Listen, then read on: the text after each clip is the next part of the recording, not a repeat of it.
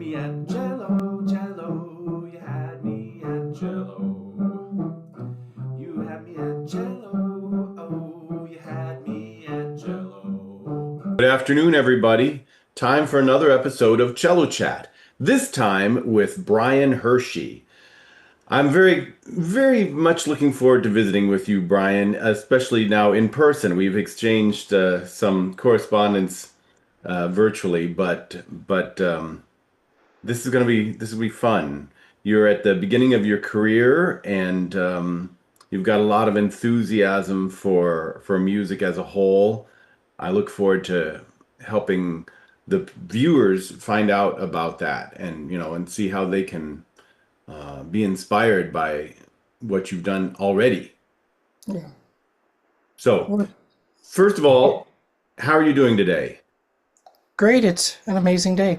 Yeah. It's been a beautiful fall so far. I hope we get a lot of days like these. All right. So it seems like everybody has an interesting story, whether they were proactive about becoming a cellist or it just kind of found them. But how did you get started on the cello in the first place? And then how did your education with the career lead you to your current job? Okay, so I started cello in the elementary school in fourth grade, and I had an amazing teacher towards retirement that I had one-on-one lessons with him because I was the only cellist at the school. So it really helped. And then I started taking in middle school, I started taking cello lessons with a private teacher who just pushed me to keep going and going and going. I had the same teacher through high school. So it was great to build a connection for like 7 years with her. And then once I got to high school, I was involved in music as most of my day. It was music theory classes, it was orchestra, chamber orchestra. Then I was part of youth orchestra and youth chamber program in Schaumburg. Hmm. And I found that those were great ways that supplemented my playing the youth orchestras. I would highly recommend it to anyone who's not in it already, who might be at that age, because you get to play music that's typically more challenging, especially for low strings, playing standard repertoire. And then it was just, I kind of knew I wanted to go into music from when I started taking lessons. I was practicing a lot a lot, even as a middle schooler, practicing a couple hours a day is a lot. Yeah. Um, but then it was I auditioned. I ended up attending Illinois State with Dr. Coral Swenson Lee, who's phenomenal. She's a great teacher to have, um, and she just was awesome to learn new habits from. She corrected some of my malformed habits. Um, and it was just great to build that connection with her for 4 years. I went on and studied music education and got a second dual degree in music performance on the cello. So it was awesome. We have the Illinois State String Project where I would work with elementary school kids and middle school kids on small group classes and a large ensemble works, practicing my teaching. So once I walked out and went into the student teaching, I didn't really feel as concerned as my peers who didn't have that from the band or choir land, because I got hours and hours of paid experience already in the classroom. Um, so then I went on last fall. I student taught at Evanston High School, which is one of the largest high schools in the country. It's about 4,000 students. Um, and it was a lot of work. I got a lot of great experience with it. The director there's Oz is great. He had me working with his jazz program. He had me working with his mariachi program, his chamber program, two orchestras, beginning band and orchestra, beginning guitar. So it was a lot of like running around, and I found through that high school is not the life I want to leave. So then I student taught. My second placement was at Carpenter Elementary in Park Ridge, where that so happens to be the school I grew up going to. Ah, So it was nice to see my teachers most of my teachers I had growing up were still teaching in the district at the school. And from there, I just fell in love with teaching general music.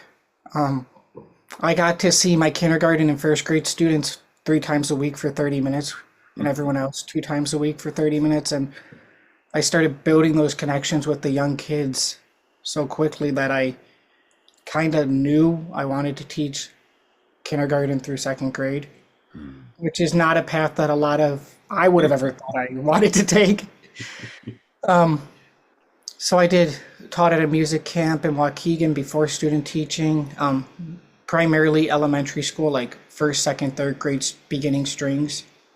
And it was a great experience for low income students.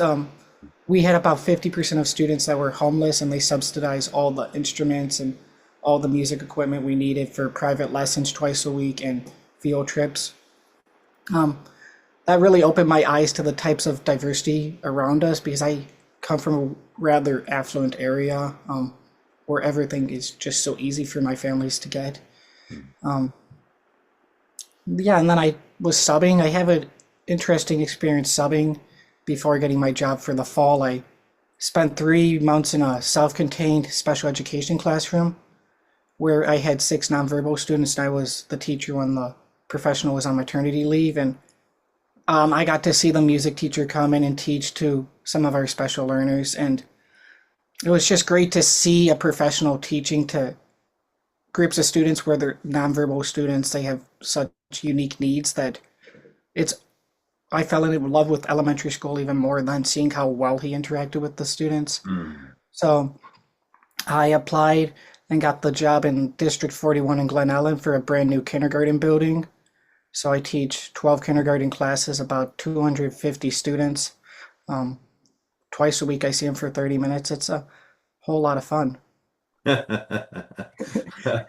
know there's never a dull moment in that. So I'm kind of curious as far as the challenges at that age. In general, it's not firing them up. They're enthusiastic, but the attention span can be very short. And it kind of, whenever I see or get to work with that young of student, it just reminds me kind of, there are times when it seems like even when we're older, we have to be aware of our attention span and find ways to make ourselves focus. So I'm just kind of curious how, even for 30 minutes is a long time in their minds at that age. What do you do to keep their attention the whole time? It's constantly changing what activities we're doing and spreading them across multiple classes. Something I learned at school and when student teaching was to plan about 6 or 7 activities for a 30-minute lesson. So you're changing something every like 4 minutes you're doing, just to keep them on their toes and energetic. There's sometimes you can get their attention for 5-6 minutes, but a lot of the times it's, oh, here's a short song, let's do the movements. Here's a different song, oh, let's do a movement activity with this. I found that doing a lot of movement in the classroom, it's important that they get to move, especially from that age, move a lot. I'm a big believer of like the Dalcroze method, where you move and you learn how to move to the music. You learn to internalize the beat. Dr. Lee at ISU helped a lot. We did lessons where I was experiencing Dalcroze myself for my cello playing, and I found how great it is to internalize the beat and a steady pulse.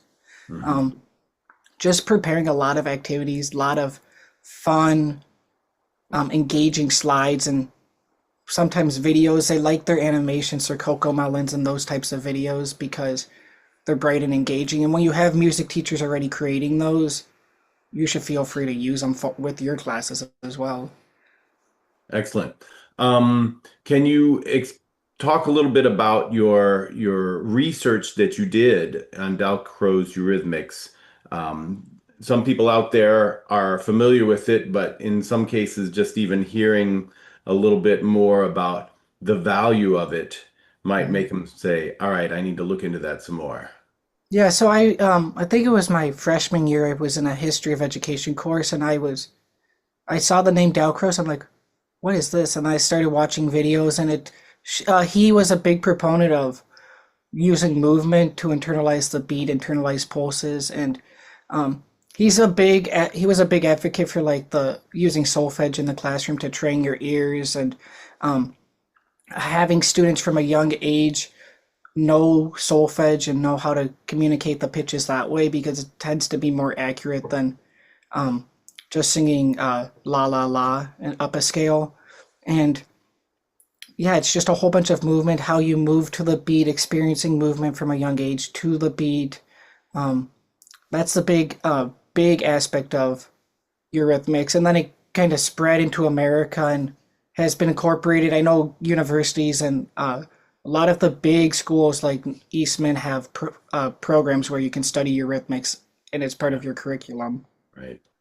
Well, it's funny, all these years doing master classes or whatever, and you'll watch and there'll be somebody of whatever age, and if whether they're tapping their toe or they're somehow moving with the beat, and then they get to a technically challenged spot and they can't.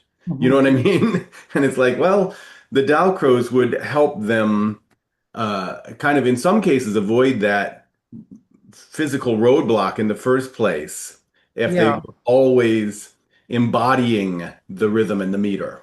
hmm And I found it was helpful when preparing. I was doing the Kodai Sonata for cello and piano for my senior recital, and That's a nice one. it's challenging too with the changings of meters and counting. Some of it is very challenging, and so we spend times just expressively counting the rhythms, how you want the music to be formed, and Yeah. that showed a lot of, oh, I know how I want the rhythm, how I want the shape of the line and the rhythm, how it should be at the same time. It becomes a lot easier to apply it actually on your instrument. Excellent, excellent. So, Dr. Lee has been a guest on this program before. That was a lot of fun. I recommend watching that to anybody seeing this who hasn't seen it. But I'm curious, you mentioned the Dalcroze and the movement aspect, but what are some of the other things that you learned from Dr. Lee that just stay in your head prominently every time you pick up a cello? Oh, there's a lot of things. I really miss having my lessons with her. It Mhm. was a big change graduating and not having someone telling me what to practice, how to practice. The big thing was her insistence on open strings and resonance tones, long tones, and just like the fundamentals to ground your Yeah. basis, and that every day when you're warming up, your instrument's going to respond a little bit differently. So it might not just be how you're feeling in that day, but your instrument also has its own emotions and own ways to feel. So you'll get those days where it's super happy, and you'll get the days where you can't produce a sound, and it's just how do you adapt your body to overcome those challenges? It was the big thing before coming into college. I spent little time with the foundations, like the long tones and the scales, and she really taught me how to use a metronome.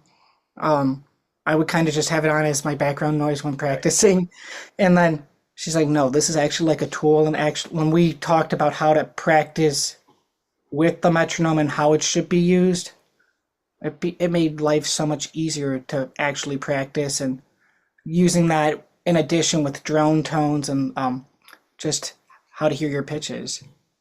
Nice, very nice. All right. Now, I think a lot of young musicians would benefit themselves by, of course, by practicing their instruments, of course, by doing their studies, but sometimes going above and beyond in various ways to have a resume that shows some additional breadth or hats that you can wear. So, for example, in your case, you also speak Spanish, Mhm. which makes you, able to teach in certain situations other people wouldn't be able to. You were active in the ASTA chapter, so can you talk just a little bit to people about your age as far as proactively not just doing, what you need in order to graduate, for example, but looking for opportunities to show leadership. You're a mentor for music majors. Can you talk a little bit about those sorts of things? Yeah, so I've made it a big point when I was in high school and college to find opportunities to be a leader.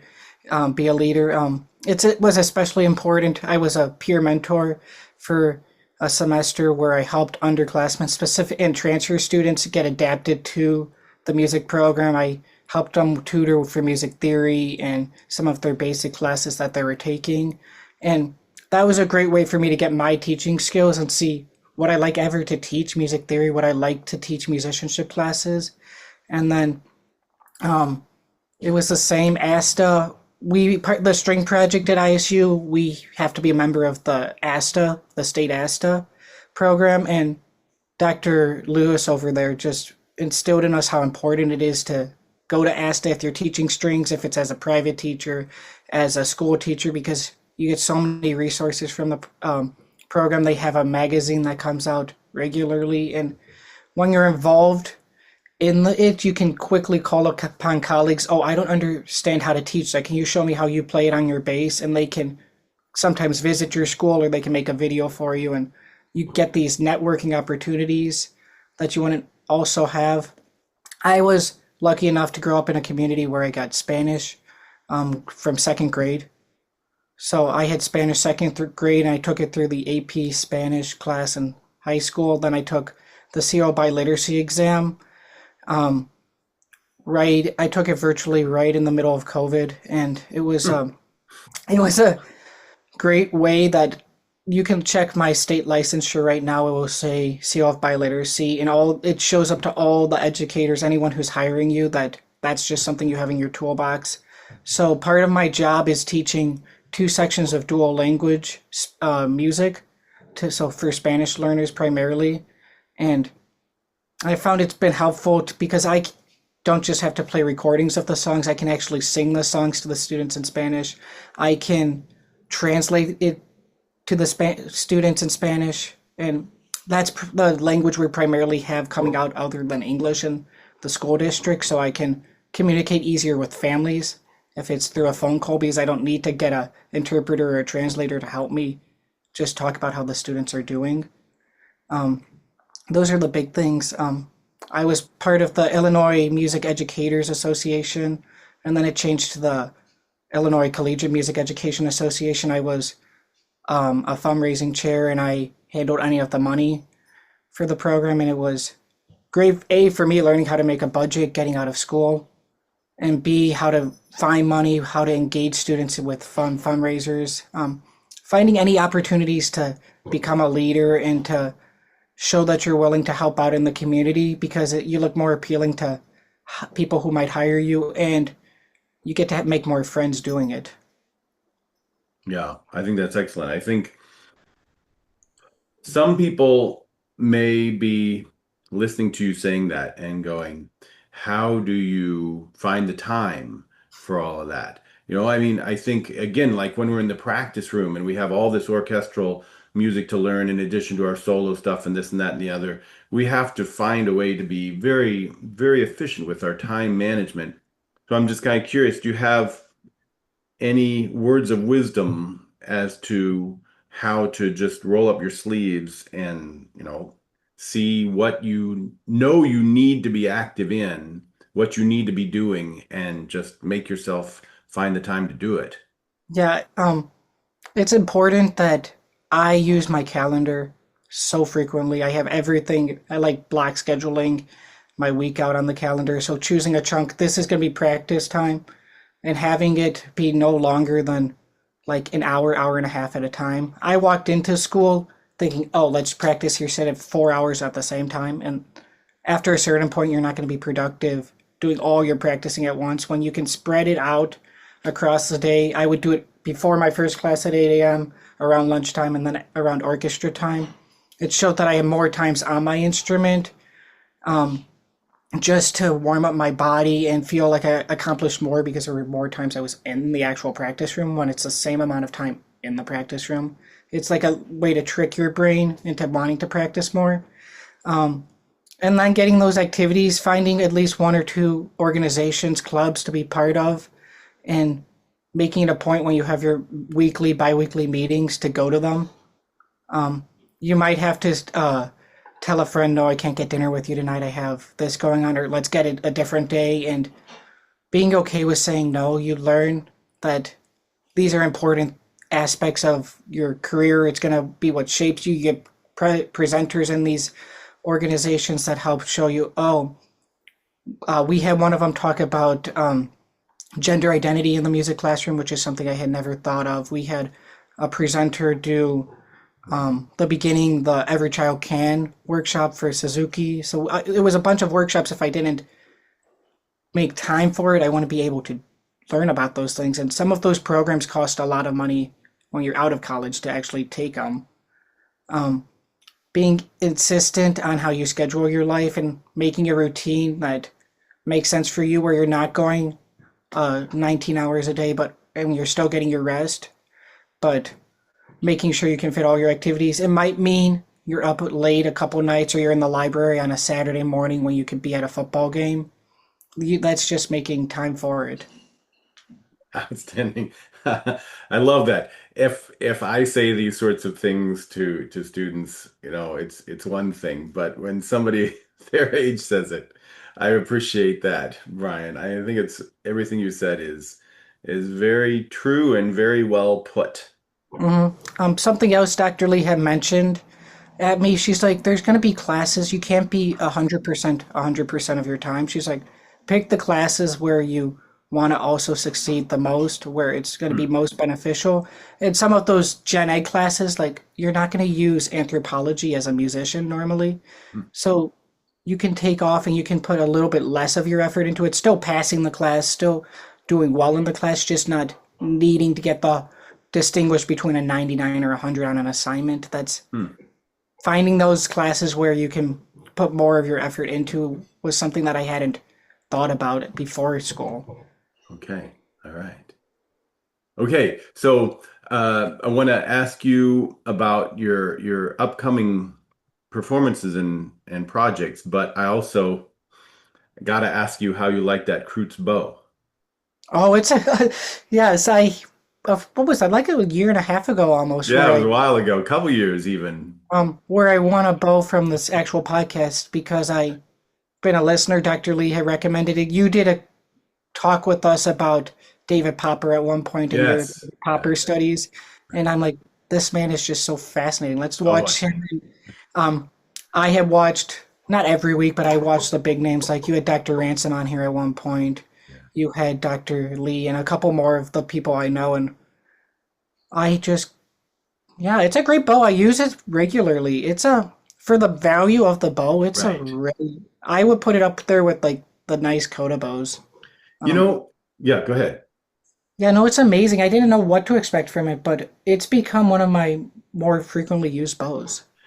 I have to say, every time something comes along to make cello playing at a fun level of just sound production and the feel of it and the quality of what you're getting more affordable, I celebrate. I totally celebrate. Like what you were mentioning earlier, as far as some of the recommending a youth orchestra. And some people think, oh, well, we can't afford a youth orchestra. Well, but nowadays there's quite a number of them that have some sort of a program to assist if that's the case. And, Yeah. just trying to make string playing available, a reality for as many people as possible. And having things like those bows where, okay, is it the best bow ever? No, but for the money, it does what you need it to do. And Yes. Yeah, That's it's cool. awesome. It's awesome that I ever got it, and it's great to have. Well, cool. That's great. All right. So, upcoming projects and performances yet in 2025. Um, there's not much right now. I'm focusing a lot on just being a first year teacher, surviving all the wonders of that, and figuring out getting into a groove of lesson planning. I play with my church a lot of the times with the organist, just doing hymnals, and I eventually want in the coming years to get into a youth orchestra, like a community orchestra, at least to supplement my playing. And there's been I've been thinking about maybe teaching privately, but it's something that I would have to not overwork myself with if I stay in the general music path. And keep doing that. I want to make sure I have a healthy balance of playing and performing. But I hope that I can find more opportunities, even if it's with going to a friend's house and just fiddling around on the cello, making exploratory sounds. That's as rewarding to me as playing Beethoven 5 or something in an orchestra. Awesome. Well, and there's lots and lots of opportunities around you, you know, so that's nice to have that sort of flexibility of being able to find, okay, here's the amount of time I do have, and you know, you'll find a fit. You'll find a fit for Mhm. sure. That's great. Well, thanks, Brian, Yeah, and I'm excited. I'm excited. Yeah. yeah, best of luck to you, and you know, thank you for what you do. It's just like Mhm. each generation just keeping not only fueling but keeping alive the passion those young minds have for the arts is, I know it's tiring, but it's also very rewarding, but it's Yeah. super so important in just the continuity of civilization, I would argue. Hmm. So good for you. Yeah. Thank All you. right. And to all of you out there, let's meet back up the same time next Friday. Happy practicing in the meantime. You had me at Jello.